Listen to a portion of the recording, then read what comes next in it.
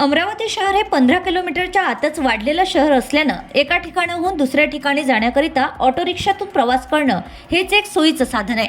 त्यामुळे auto rickshaw परिवहन सेवेला अमरावतीची लाईफलाईन सुद्धा म्हटलं जातं। अमरावती शहरात असे बहुसंख्य चालक आहेत की त्यांचे संपूर्ण आयुष्य याच क्षेत्रात गेलं असून दुसरे कोणतेही उत्पन्नाचं साधन नसल्याने ते पूर्णतः ऑटो रिक्षा चालवूनच आपला उदरनिर्वाह भागवतात। म्हणूनच ऑटो चालकांच्या जीवनात आर्थिक स्थैर्य प्रदान करण्यासाठी शासनाने महाराष्ट्र ऑटो रिक्षा महामंडळाची स्थापना करून 50 कोटींचे अनुदान उपलब्ध करून दिले। महामंडळाच्या विविध कल्याणकारी योजनांचा अमरावतीमधील ऑटो चालकांना लाभ देऊन त्यांच्या जीवनात सकारात्मक बदल घडविण्यास प्राधान्य असल्याचा विश्वास राष्ट्रवादी काँग्रेस पार्टीचे महासचिव संघटन आमदार संजय खोडके यांनी व्यक्त केलाय। अमरावती महानगरपालिका निवडणुकीच्या अनुषंगाने त्यांनी विदर्भ ऑटो चालक संघटनाचे संस्थापक अध्यक्ष नितीनजी मोहोळ यांची भेट घेऊन ऑटो रिक्षा चालक बांधवांशी संवाद साधलाय।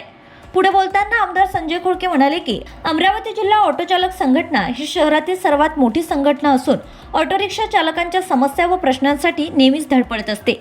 आज काळ बदलला असला तरी ऑटो रिक्षा चालक क्षेत्र मात्र आहे त्याच परिस्थितीत आपला व्यवसायाचा डोलारा सांभाळतोय। म्हणूनच ऑटो रिक्षा चालकांसाठी राबविण्यात येणाऱ्या विविध कल्याणकारी योजनांसाठी राज्य सरकारने स्वतःचा हिस्सा म्हणून 50 कोटी रुपयांचं अनुदान उपलब्ध करून दिलंय। या निर्णयामुळे पात्र ऑटो रिक्षा चालकांना जीवन विमा व अपंगत्व विमा योजना, आरोग्यविषयक लाभ तसेच कामावर असताना दुखापत झाल्यास अर्थसहाय्य तसेच त्यांना कामगार कौशल्य वृद्धी योजनांचा लाभ मिळण्यास आता सुरुवात देखील झाली आहे। या संदर्भात काही अडचणी असल्यास आपण स्वतः परिवहन विभागाकडे पाठपुरावा करणार असल्याचं सुद्धा आमदार संजय खोडके यांनी सांगितलं आहे। अमरावती महापालिका निवडणुकीत राष्ट्रवादी काँग्रेस पार्टीने सर्व 22 प्रभागात आपले 85 शिलेदार उभे केले आहेत। या निवडणुकीत त्यांना पाठबळ देऊन राष्ट्रवादी काँग्रेस पार्टीला साथ देण्याचं आवाहन सुद्धा रॉकाचे महासचिव संघटन आमदार संजय खोडके यांनी केलं आहे। यावेळी ऑटो युनियनचे विदर्भ नेते नितीनजी मोहोळ यांनी सुद्धा मार्गदर्शन करताना सांगितलं आहे की अमरावती महानगरपालिकेच्या निवडणुकीत राष्ट्रवादी काँग्रेस पार्टीच्या वतीने ऑटो चालक कुटुंबातील लोकांना सुद्धा उमेदवारी दिली आहे। तो उमेदवार ऑटो चालकांच्या परिचित, नातेमंडळी व भाऊबंधकीतील असल्याने युनियन सुद्धा राष्ट्रवादी काँग्रेस पार्टीच्या पाठीशी असून निवडून आणण्यासाठी सर्व युनियन एकजुटीने काम करणार असल्याचा विश्वास त्यांनी व्यक्त केलाय।